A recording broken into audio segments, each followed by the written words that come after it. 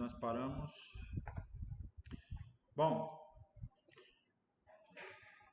aqui a questão do tipo de erosão que o feijão provoca ao solo, né? Então, é uma cultura que, assim, ela traz alguns benefícios, mas, por outro lado, se você não tiver alguns cuidados, ela pode provocar perda significativa de solo. Olha só, ela só vai perder, segundo estimativas, pessoal, numa precipitação aqui de 1.300 milímetros por ano, o que 1.300 milímetros não é muito. Aqui na região onde eu estou, chove 1.700, 1.600, 1.700 milímetros. Em São Paulo, a região sudeste, deve chover algo em torno de 2.000 milímetros. Se não chove 2.000 milímetros, é muito pouco, muito próximo disso. A região sul também deve ser algo próximo disso. Região centro-oeste, região norte, alguns estados da região norte talvez chove mais de 2.000 milímetros por ano. Tá? Região nordeste aqui chove pouco, né? Eu venho do nordeste, lá a precipitação é bem concentrada em 3 meses. Quando é bem generoso, chove 4 meses, né? Então tá ali. Como eu vim do Brejo, lá chove 1.200 milímetros.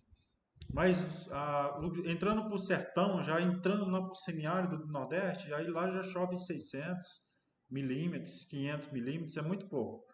Tá? Mas aqui pegando uma precipitação média aqui, ó, de 1.300 milímetros, o feijão já perde aí 30, para cada hectare, ele favorece a perda de 38 toneladas para cada hectare. Então são 38 toneladas de terra fértil sendo perdida, né? Isso por erosão, né? Sendo carregada para outras áreas, né? Então, quem encabeça essa lista aí é a mamona, né? São grandes agentes de degradação do solo. Então, por isso que é importante que você trabalhe feijão nesse sistema que eu falei para vocês. De vez ou outra, na medida do possível, fazer esse tal coquetel de leguminosa. Junta aí todo tipo de semente de leguminosa, mistura tudo e faz aquilo que eu falei lá. Tá certo? Isso para poder compensar a perda de solo, porque a matéria orgânica, quando você incorpora a planta ao solo, a matéria orgânica ela serve como uma espécie de cola. Em grosso modo é isso, né? Cola, né? Então as partículas de solo são mais difíceis de elas serem desgarradas e levadas embora, tá certo? Então você faz essa prática, que é uma prática de conservação, inclusive é chamada de uma das práticas de conservação do solo mais usuais que nós temos, mais importantes, tá? Então, vê, mandioca também é a que menos degrada o solo aqui é a batata, né? E o consórcio do milho com feijão, né? Que você forma uma forragem muito forte, né? Com duas plantas, de duas espécies de planta distintas, né? Você consegue recobrir o solo e evita que as gotas de chuva conseguem. Olha, eu não estou falando só de carregamento de água pelas enxurradas, não, porque isso acontece muito. Isso aqui a gente está falando de solo declivoso, tá? Porque solo plano não acontece. Aqui ele deu uma declividade aqui, ó, de 8 a 12%, quase 13%, né? O solo já é declivoso. Então, em solo declivoso, o feijão já não consegue proteger a água da chuva do arraste. Então, olha, deixa eu mostrar bem aqui para vocês.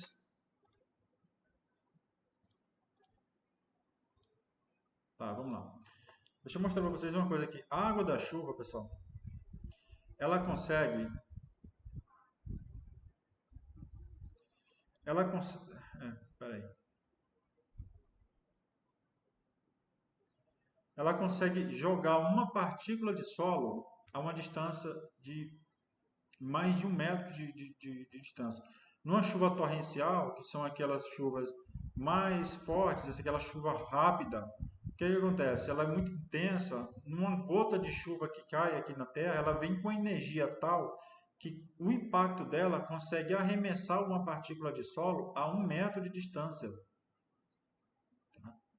Uma única gota de chuva. Então você imagina numa chuva torrencial o estrago que ela consegue fazer num solo desprotegido. Se o seu terreno estiver em declive e se você estiver plantando feijão, tá? Isso aqui pode até ser evitado por causa da cobertura, né? Do feijão, a cobertura que as folhagens causam. Só que ela não consegue proteger da enxurrada. Ela não protege, a chuva vem aqui, ó, carrega tudo embora, tá? Leva o solo tudo se embora, né? O que acontece? Essa área aqui vai ficar, ao longo dos anos, né, 10 anos, 15 anos, vai ficar perdida. Então a fertilidade vai se concentrar num ponto pequeno lá embaixo, tá certo? Então esse é o problema. Olha aqui, ó, 38 toneladas por hectare é muita terra. Na região de Gil Boés, no Piauí, morei 5 anos no Piauí, só que morei no litoral, né? Na região, o que eu estou falando é da região sul do Piauí, região central do Piauí, mais ou menos, chamado Gil Boés. Naquela época, era a maior área degradada pelo homem do mundo. Eram mais de 10 mil hectares degradados por causa de erosão. Tá? Eu não sei se hoje ainda é, mas a erosão é algo terrível que a gente deve tomar conta do nosso solo, porque o solo é um patrimônio, inclusive, protegido por lei. Protegido por lei. Olha, Gil Boés, Piauí. Ah, solo degradado. Solo degradado. Olha aqui. Olha o nível de degradação do solo, né, provocado por erosão, arraste pela água da chuva. Então é muito severo. Olha aqui as vossorocas. Tinha um professor do Piauí chamado professor Adeldado, professor da Universidade Federal. Ele é agrônomo. Eu acho que até hoje deve estar em Giboés trabalhando em alguma forma de recuperar esse solo perdido. Tá? Tem aqui uma foto dele, eu não consigo encontrar, mas assim, uma foto dele e a equipe dele, de mais de 20 pessoas de mãos dadas, para abraçar uma vossoroca, né? A vossoroca são esses buracões aqui, de tão grande que ela se formou. Então, aqui provavelmente deve ser a equipe dele, né? Da Universidade Federal do Piauí. Eles estão trabalhando na tentativa de recuperar esse solo. E uma das medidas que ele faz é essa aqui, é o coquetel de leguminose. É uma forma de incorporar matéria orgânica ao solo, né? E nutrientes ao solo, né? Então essa região do Piauí é a região, hoje eu não sei se ainda é, mas aqui eu acho que não, é não. Mas já foi uma região, talvez hoje ainda seja a região mais degradada do planeta, né? São mais de 10 mil hectares de área degradada, dentre outras coisas, pelo mau uso do solo. Tá? Então, bom, enfim, então o feijão ele tem esse pequeno entrave, esse pequeno problema é que ele não consegue proteger seu solo adequadamente como a batata consegue, né? A batata meio que, como ela forma um acamamento no chão, ela oferece uma proteção ao arraste da água da chuva. Vamos lá, olha aqui, ó. Segundo o relatório da FAO, pessoal, são perdidos anualmente, não podia ser diferente, né? A Embrapa quando se fala de solo, a Embrapa está no meio de quase tudo. Então, revela que 33% dos solos do mundo estão degradados. Então, não é brincadeira. Muita gente, porque assim, as pessoas elas vivem na cidade, elas não sabem a peleja que o homem do campo passa.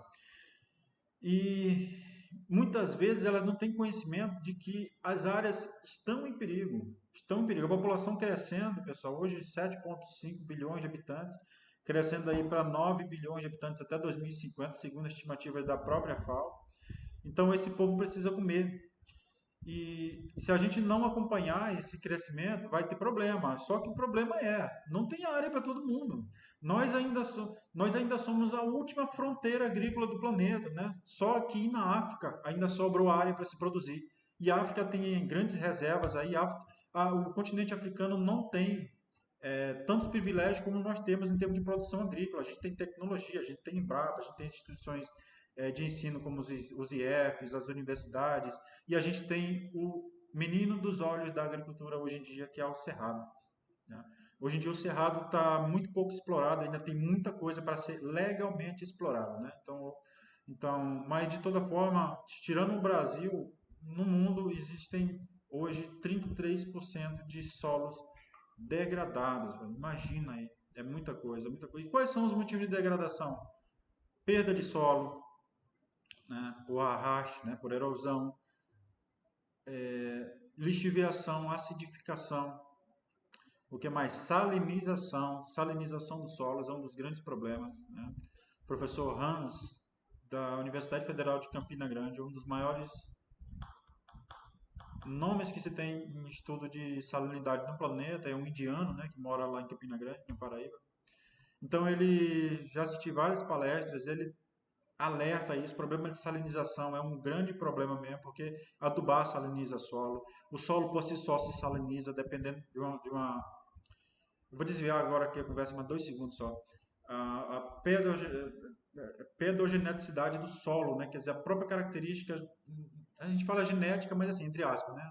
A característica pedogenética do solo favorece que o solo se autodegrade, né? Se autodestrua pela salinização, porque tem sal nas rochas, sal mesmo, cloreto de sódio, sal de cozinha, sal, cloreto de sódio, bicarbonato de sódio, cloreto de potássio, bicarbonato de qualquer coisa, sulfados, nitratos, tem muitos sais, não os solos, muitos por si só se autodegradam.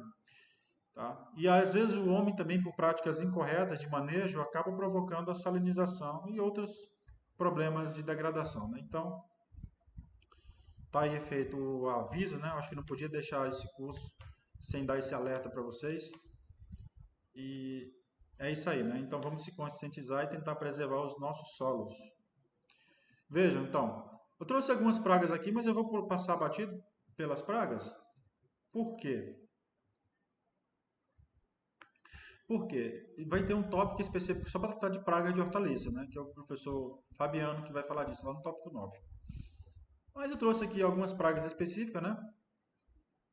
O ácaro branco, cigarrinha, lagartas, lagarta elasmo, desculpa, lagarta, várias espécies de lagartas e etc. Então, só para vocês tomarem conhecimento, agora são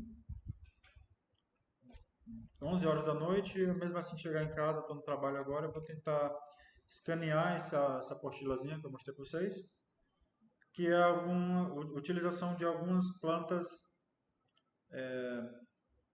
que têm princípios de inseticida, né? Vou tentar fazer isso. Vamos adiante. Olha aqui, profundidade do sistema, profundidade da raiz, né, da semeadura. Aquilo que eu falei lá, tem que tomar cuidado com a profundidade, porque senão uma planta que foi plantada em profundidade vai ter um gasto energético muito grande. Você acha que isso não é nada? Isso é muita coisa. Isso prejudica a sua lavoura, sim. Ao invés de você produzir uma espiga de milho desse tamanho, você vai produzir uma desse tamanho. Ao invés de você produzir 80 sacas de feijão por hectare, você vai produzir 60. Tá? Então, é importante sim profundidade do sistema radicular. Você pode até não ter a mesma produção de milho, né? Mas aí você vai gastar mais aplicando adubo para poder compensar essa perda de gasto energético. Então é importante sim você tomar cuidado com profundidade. E o espaçamento aqui no feijão, né, varia muito, existem inúmeras variedades cultivares de feijão.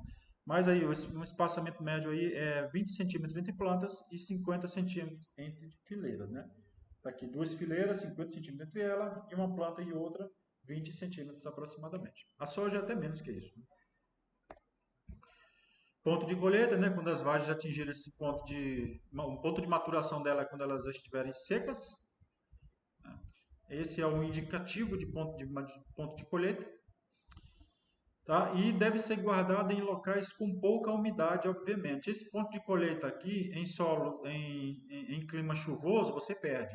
Então é evitar colher quando está no período chuvoso, por isso que eu falei, né? Plantar obedecendo o calendário para que a colheita não coincida com pleno período chuvoso, né? Você já colhe com as plantas, com a chuva já entrando em estiagem.